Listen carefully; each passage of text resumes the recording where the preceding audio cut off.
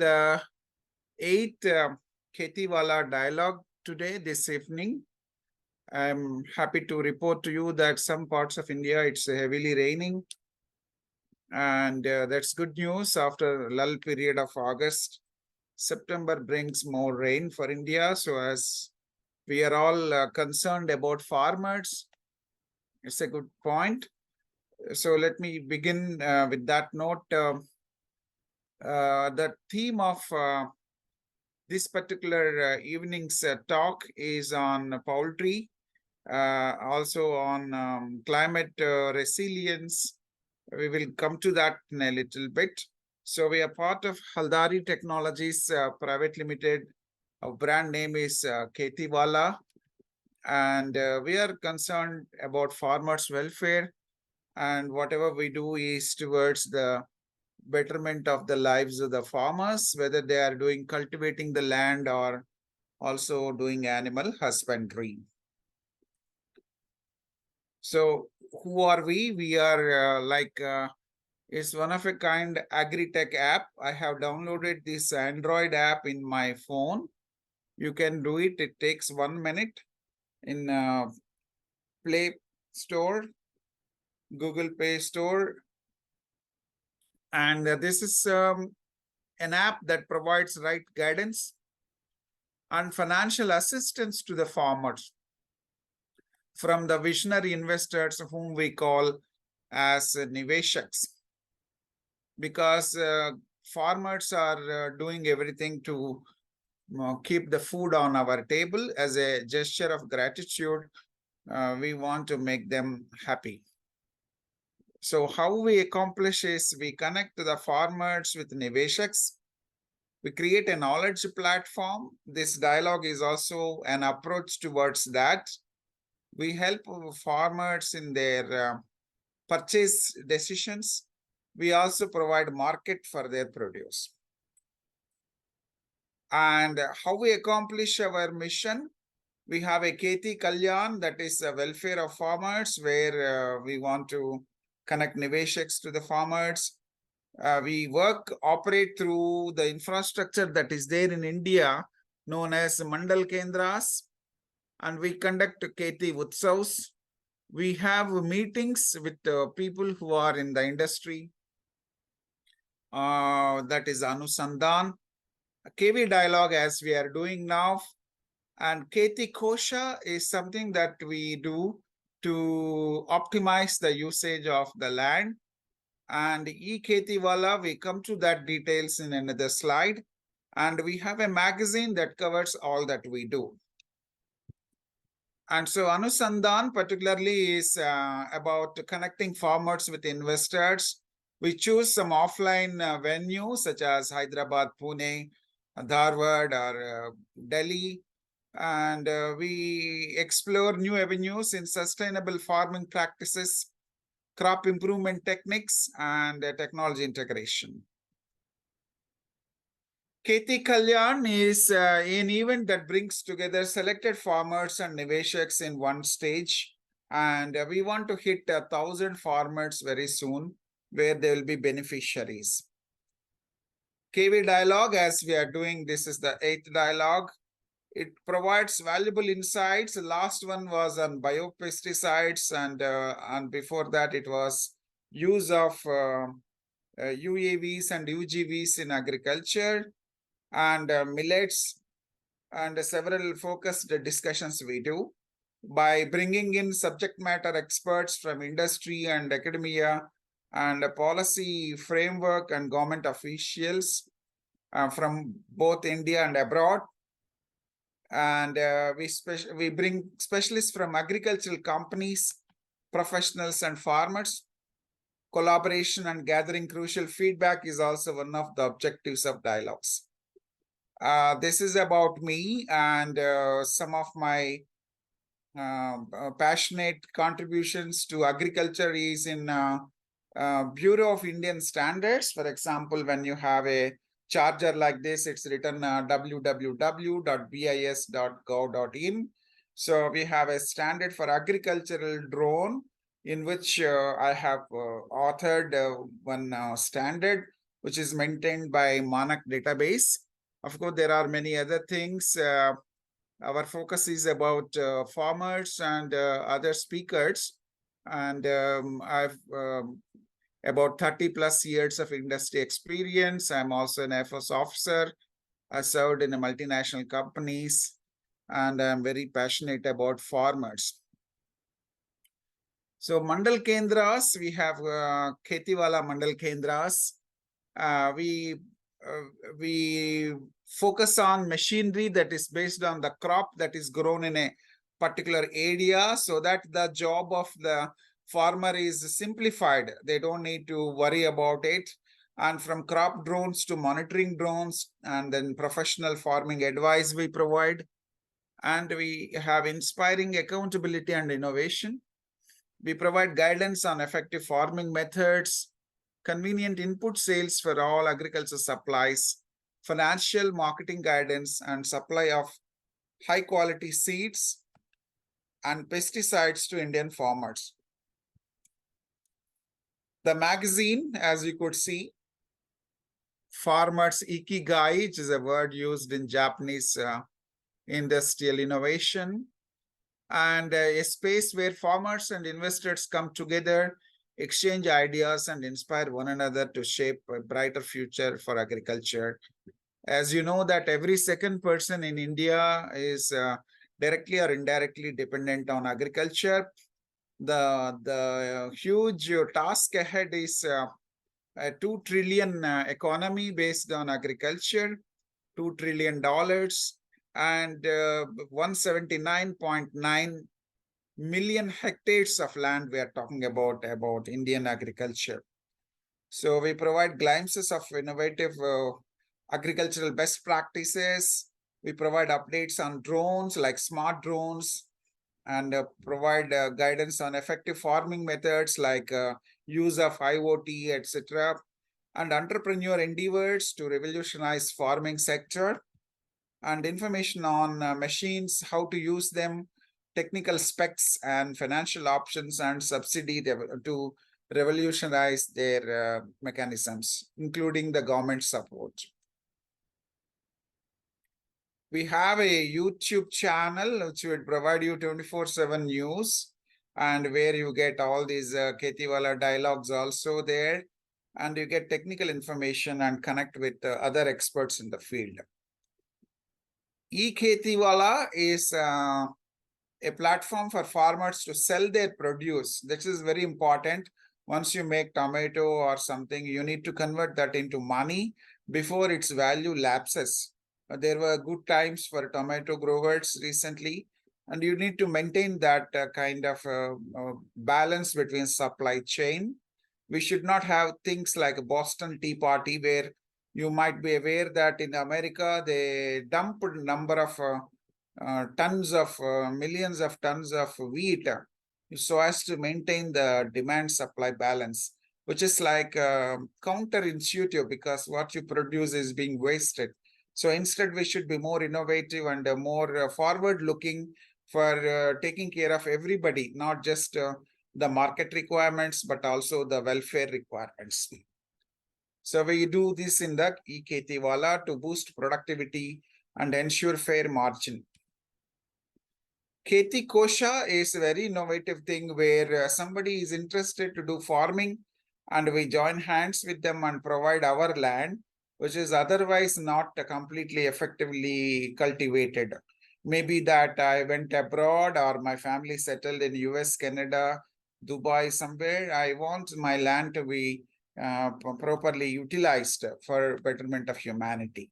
So this is our efforts. And very fortunate that I'm blessed to be connected to the likes of Dr. Kiran Kumar, is ISRO ex-chairman. As you know, ISRO is the hero of India, and they provide an eye from the sky onto the ground. Bhuvan is a database which the satellites have gathered, and we have like Naveen Krishna is a Kongu Consulting. They are doing a lot of investment for various entrepreneurs. Dr. Shivakuran is a CEO of Atal Innovation Mission. Sheshagiri Rao sir is a fields person with a lot of natural practices. Dr. Omkar is our chairman for the Bureau of Indian Standards for the drones. Jairam sir he has a green restaurant in Bangalore with the natural farming. Chandramouli also supports Dr. Shivakiran in the Atal Innovation Mission. MCV Prasad Garu received award from President of India for his rural innovations. And Shri Balashekar sir is managing director of the Karnataka Cooperative Federation. Dr. C. Narayana Swami is the senior most leader of IFCO in Bangalore. Dr. Gayatri and Dr. Sumita, they both focused on UAVs and UGVs. Dr. Rajnikant and Dr. Arati focused on biopesticides. Sri Parthasarathi and Professor Moni focused on millets, both in India and abroad, and global perspectives. Now, we are going to launch Telugu, Hindi, Kannada, Marathi, and Tamil as the flavors of the dialogue as we are doing in English right now. What we do in dialogue is offer insights and update on the session's schedule and connect with the like-minded individuals passionate about agriculture.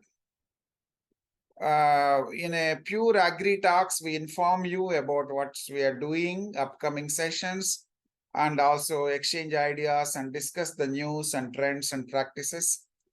This is our composition panel, and we will shortly introduce their profiles before I hand over to them. Dr. Monika, and she brings to us wealth of knowledge on farming in the natural manner for poultry in an environmental friendly way. And she represents ICAR Jharkhand. And she also has written publication of book chapters. She received awards, and she is interested in poultry nutrition and genetics breeding. And she developed postbiotics as substitute for chicken, buddy, and AGP. She would probably highlight. She also visited different countries. And my ask to the panelists is to speak about 20 or maybe 10 minutes would be for question answers. If you need to spend more time, maybe 30 minutes you can take. Overall, we will conclude in a matter of 1 hour from now. We can probably extend by 10 more minutes depending on how we are discussing. So with this, I would like to thank you all for your time. And with this, we would now invite Dr. Monika Kanimozi to continue the discussion on similar topic.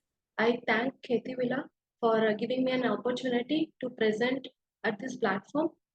Myself, Dr. Monika, I am scientist from Indian Agriculture Research Institute, Jharkhand.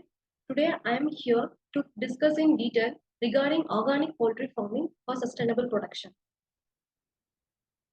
We'll just have a detailed discussion on what about the poultry industry and its growth.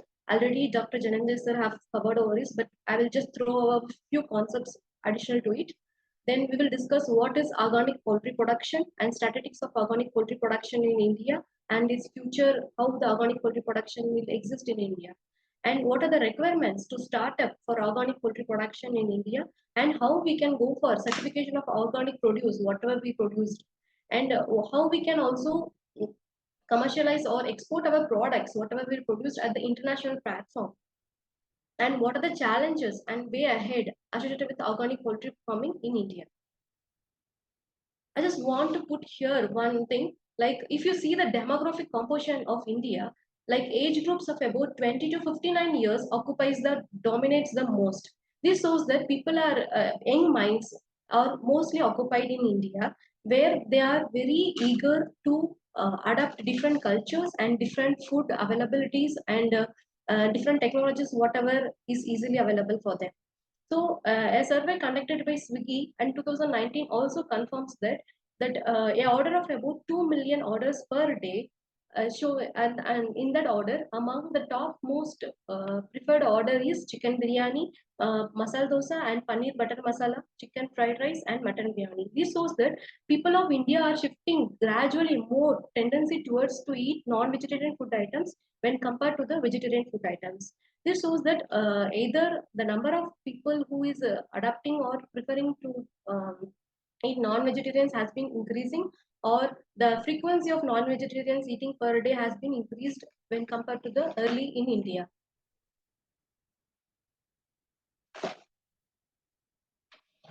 This is how our nation eats.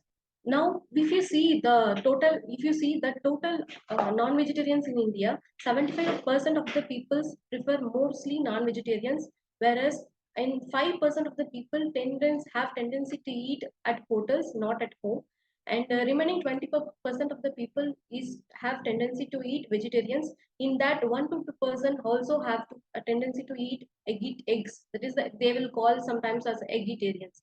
This shows that now cravings for non-vegetarian food items are because of its delicacy taste, and because of its delicacy taste, the non-vegetarian food items tendency has been increased among Indian citizens. But as the number of non-vegetarians are increasing day by day in our country, and by increasing the population also, whether India can survive or whether India can provide to all the people whichever needed for whichever in fetch of non-vegetarian items in future, yes, India can still survive, still provide in lot of amount, in ad libitum amount for the consumption. If you see the poultry production in India, India have a capacity of producing 10 million broiler chicks per day, and it also have ability to produce 250 and 50 million eggs per day. This shows that India have a huge capacity of poultry production of both broilers and egg. When we are comparing the India ranks with world production, India ranks third in egg production and fifth in broiler meat production. The India produces about 129 billion eggs and 4.7 metric million tons of eggs per annum.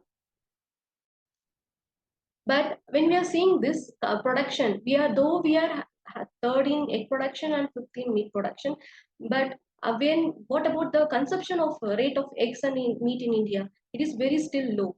The ICMR, Indian Council of Medical Research, recommends that a person should consume 180 eggs and 11 kg of meat per annum for to satisfy his protein needs for the better healthy life. But we Indians, we are just consuming 95 eggs and 4.1 kg meat per year. That is, we are consuming only half of the ICMR recommendations. That means we are somewhere the other way lagging behind the protein satisfaction for in our day-to-day basis.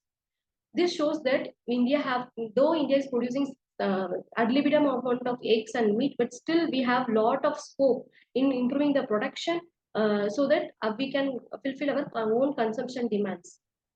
The growth of, if you see the growth of the broiler egg and meat production, it ranges about 6 to 7% per year. Though our sector is growing at a rate of 6 to 7% per year, but still this sector also facing so many challenges, like which makes the market fluctuation very drastically. The main challenge is antimicrobial resistance. We all have like come across the WhatsApp messages, forward messages showing that poultry is the major source for antibiotic residues, and if you're eating broiler chicken, that sexual maturity among the girls will be very earlier when compared to the broiler when we are eating like that.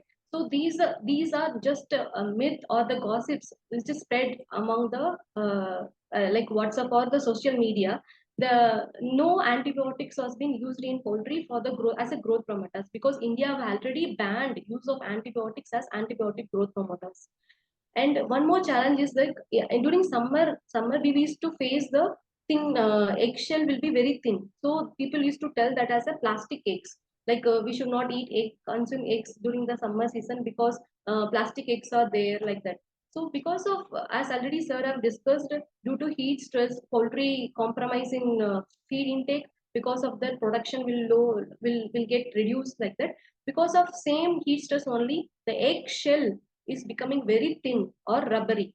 Because of that only we can able to see the plastic type of eggs, but it is not a plastic eggs. Eggshell is becoming very rubbery because of heat stress conditions, because we farmers cannot able to provide AC or air conditioned environment during the heat stress conditions. So in such case, birds undergo stress, and because of this stress, the shell becomes very thin and it becomes rubbery. So we used to find very common, we used to come across during summer thin shelled eggs or rubbery eggs. And now recently, poultry industry also facing some issues like welfare oriented issues, like we are raising the birds under cage system, which affects the welfare of the birds completely.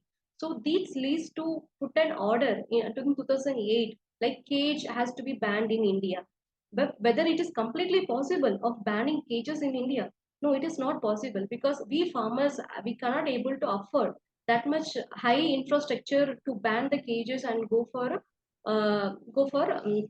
free ranging system, because in free ranging system production compromise will happen a huge. So these are the challenges faced by the industry, which makes the market to be more fluctuating. But these challenges can be an opportunity. Can we see these challenges as an opportunity in the future? Yes, these challenges can be an opportunity in the near future. These challenges can make it as an opportunity by developing or by promoting organic poultry farming. Yes. In organic poultry farming, what is the major criteria? We should not use antibiotics and we should not rear the birds under cages. And some other challenge and some other criteria are needed. Just we will discuss in detail. As I already told, these challenges or whatever faced by the poultry industry can be overcome by developing or promoting the organic farming. So we will see what is the statistics of organic farming in the world. Around 87 countries have its own organic legislations. A dollar of about 19 billion global market is there for organic products. So India is whether involved in that? Yes, India also have producing about 1.70 million metric tons of organic certified products. Also, India ranks 9th in area under organic agriculture in the world. Though India ranked 9th in organic agriculture in the world, but still, when you are seeing for the agriculture produce or the commodities, if you see top 16 rank has been taken only by the agriculture products, not animal husbandry products. Either milk, either eggs, or either meat are not occupied in the top criteria list. This shows that some way the other way awareness regarding poultry, organic poultry farming, or some way the other way regarding organic animal husbandry activity is just it's just lesser when compared to the other agriculture commodities which were produced in India. So this also can be a huge scope or the opportunities for the farmers or the entrepreneurs to go for organic poultry farming. So I just want to brief what are the common requirements for organic poultry production. When we are comparing for the standards, just we will use to compare with the USA standards. So as per the USDA, that is the United States Department of Agriculture, have enlisted some amount of some criteria for starting up of the organic production. The same principles of organic farming also followed in India. First criteria is like that breeding should be natural, like natural breeding should be carried out while we are performing the organic farming. No artificial insemination means like we should not artificially inseminate the birds. Natural mating should be carried out. And for second is protection of animal health and welfare. Like animal health and welfare is the major criteria or primary thing when we have to follow in organic poultry farming, not economic based. And whatever the feed and fodder which are giving to the birds, it should be fed as an organic feed and fodder. And we also have some access for grazing lands for the birds. And birds should express its own natural behavior. Some of the natural behavior expressed by the birds is like dust bathing, nesting, brooding, then roasting. So in such case, birds express its own natural behavior. Then these all the activities will reduce stress among the birds. And the main criteria for organic poultry production is like we should not use any allopathic veterinary drugs or antibiotics or hormones as growth promoters or feed additives in the poultry feed. The main criteria for the organic poultry production is like mostly we have to focus on the animal health or the bird health and welfare. that should be having a good environmental practices, and we should not focus only on maximizing the production of the birds. And the other requirements for organic poultry production, like as disclaimed by the Agriculture Products Export Authority Development Authority guidelines, that is, and also National Project on Organic Policy 2005 describes that first thing we have to take main criteria is choice of the breeds. Like people have to think what type of the breed we have to take to develop the organic farming. Mostly we have to adapt local the birds whichever breeds whichever used for the local climatic conditions. So farmers can or entrepreneurs can go for either desi birds or improved variety birds. Because desi birds he can adapt, but the problem with the desi birds is like production is not up to the maximum remarks. So in such case, improved variety of birds can be taken for the to start the organic farming, because these improved variety birds have disease resistance capacity also, and the same way it will give good protection with good production level when compared to the desi birds. And similarly, record keeping is very much mandatory in any organic farming. These are the breeds developed by the various institutes in India, like Giri Raja, Giri Rani, Vanaraja, Gram Priya, Grama Lakshmi, Kalinga Brown, Kid Carry, Carry Nirbik, Up Carry, and Carry Shama. These are the breeds developed by various institutes, that is the improved variety breeds developed by various institutes based upon the egg and meat purpose and dual purpose also. Like why we used to tell these are the improved varieties, because these breeds are developed from the desi birds. By crossing desi birds, they have developed these breeds. If you consider like carry nirbik, that nirbik is nothing but it is developed from the asil variety of the desi birds. If you see that these asil birds, the production level of the asil bird is around 80 to 100 eggs. But when you are when farmer is rearing this carry nirbik birds, he can get a number of eggs is around 200. So in such case, 100 differences, 100 number of eggs is having a differences. Similarly, the Kari Shama, it is developed from the Kadaknath breed. And the appearance, morphology, bird color, everything of the Kari Shama will be looking similar to the Kadaknath. But the protection capacity of the Kadaknath and Shama is differs. Shama is having very high production level when compared to the Kadaknath. Now coming to the main objective of the organic farming, we should construct the houses where birds can express its own behavior. So all type of natural behavior should be performed by the birds in the organic poultry farming. Main thing is that cage is not allowed or not permitted in rearing the organic farming. And we can provide lights in case of egg production. The light is mandatory for the birds. So artificial daylights can be provided of a maximum of about 16 hours a day. And the minimum space requirement for the birds is for a day-old chicks, 30 chicks per meter square can be provided, and 4-week-old birds, 10 chicks per meter square can be provided as per the organic standards. And in all the cases, 12-month conversion period for the land is mandatory. Now we have made ready for the breeds. Now we have made ready for the housing systems of the breeds. Now we just wanted to introduce the birds into the farm. So at what age group we have to introduce the bird? If you are going for the production of meat, organic meat production, then you can take day-old chickens. 2-day-old chickens you can take for the meat production, organic meat production. Suppose you want to going for the organic egg production, then you can rear the birds from 18-week-old hens. And if in case if you want to rear guinea fowl, turkey, or any other species other than poultry, then you can go for rearing the birds from the 2-week-old onwards. But whatever the conditions, the bird should be reared in the open range conditions. And in one more main important thing in organic poultry is like birds should not be slaughtered less than 81 days. And we have to adapt only slow growing birds, not fast growing birds or not commercial birds. I have also enlisted details of about indoor area and outdoor area of the birds space requirements. For example, if you are rearing a layer, 6 birds per meter square and 4 birds, that is the indoor area, and 4 birds per meter square can be the outdoor area. If we are rearing the pullets from 0 to 8 weeks, pullets means nothing but the initial stage of the layer birds. we can go for 24 birds per meter square and 16 birds per meter square. If you are rearing pullets from 19 to 18 weeks, then 15 birds per meter square and 10 birds per meter square, and so on.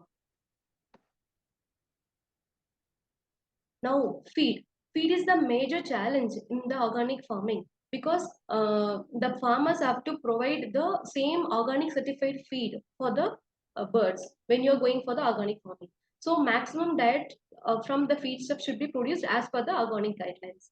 Mm. And so either farmer have to harvest the maize and soya, whatever the feed we are giving to the birds, from his own land, or farmer can also procure the feed, maize and soya, or whatever the feed ingredients he is choosing from the organic certified farms. And no genetically modified should be allowed or used in the feed. And no chemical composition source should be used in the feed. Only what are the natural sources can be used in the feed. And one exception is there. We can go for milk products and fish meal as a source of amino acids can be added in the diet. And other approved feed additives or whichever can be used in organic production is as follows. Milk production, like milk products like the dried milk products, whey, buttermilk, skim milk can be added.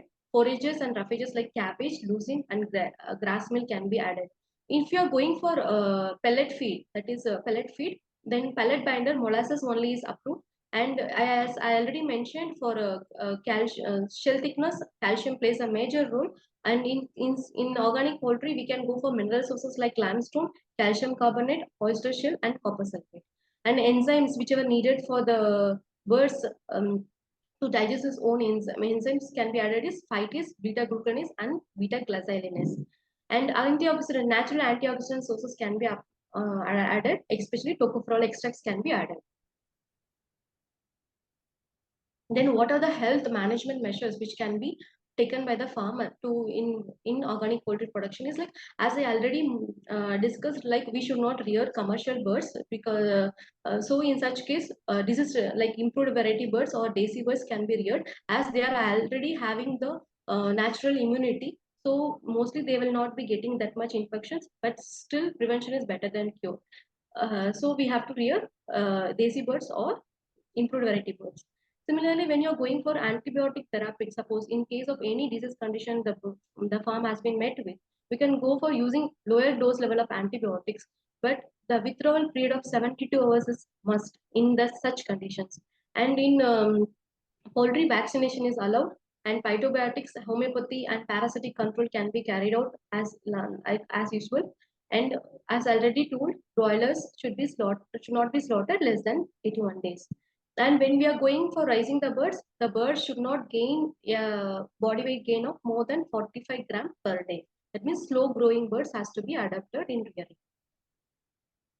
The last important thing in organic farming is record keeping and audit trail. Like we should all keep all the records should be kept, like what are where we are procuring the feed materials, and what are the health management measures you are taking, what are the inputs you are giving, and where you are purchasing the feeds, and how the at what the age group you are slaughtering the birds, and what is the body weight of the birds while slaughtering, and how you are selling the products. Every record should be maintained. In such case, we are going for organic certifications. And if you are maintaining records for a period of 5 years, you can get certification like this is the certified as a organic farming. Then how we can go for certification? Certification, we can go. You can go visit the APIDA website. As all the contents of this, whichever I am mentioning now, it is like taken from the APIDA website only. You can get clear details about this further also in from the APIDA website. If you're going for APIDA website, that you will be getting this web page where which is having certification body, operator details, and policies and notifications, and what are the formats of the certificate, about importers and exporters data and everything. If you want to apply for certification, you can click here accredited inspections and certification agencies, then which will be taking into the agencies which are available in India for certification of organic products in India. There are about 29 agencies of both private and public which is providing certification after inspection of your farms. For in regarding with animal husbandry, only 3 certification agencies are available where you can apply for it and you can get the certification. the certificate will be getting with the certificate number. So when you're growing for branding of your products, you can put the certificate number. So further, it will help in good branding of your products. And if you want further information or hands-on training regarding organic farming and like online training, offline training, you can visit the National Project on Organic Farming, like website which institute which is located at the Ghaziabad, to get the further information about organic farming. And if someone is interested in selling your products at the international platform, you can visit the IFOAM, Organic International Networks, where different countries having different expectations and guidelines, like guidelines, so that you can download those guidelines and you can implement in your own farm, so that you can produce, you can sell your commodities or the produce whatever you're producing according to the particular countries as per their guidelines. So in such case, you will be getting benefited in extra monetary benefit will be getting, like by you will be getting income in dollars or euros when you are selling your products to the, when you are exporting your products. Though India is like not completely going towards organic, but still India also having a lot of scope in developing the organic products, because we Indians also prefer nowadays fresh, safe, and high quality products. Especially after Corona, people are interestingly buying the good quality products, antibiotic free residues products, and safer products. So in such case, even 1% of our country is just producing organic products also, it will be giving a good amount of enormous, it will be giving amount of enormous monetary benefits into the livestock sector. And even organic livestock production also offers a good opportunity for the developing country producers. It can create an agripreneur where there some changes will make them the better for the better life. I just want to put here, this is not for the farmers or the thing, but it is for the stakeholders of the policies, where state government can also implement can also take some leading steps, so that farmers will be benefited. The SWOT analysis of organic farming has to be taken by the government, and some setting up of quarantine facilities, infrastructures at the border can be benefit the farmers when we are shifting from products from one state to the other. And as of now, certification is little bit tedious, and when government is taking these steps, like via brokers or middleman, if government is playing important role in making the certification performance very easily, then it is a benefit for the farmers to get those certification, and it will be easy for them to start organic farming. And developing organic farming in the state definitely helps in developing the biotourism infrastructure.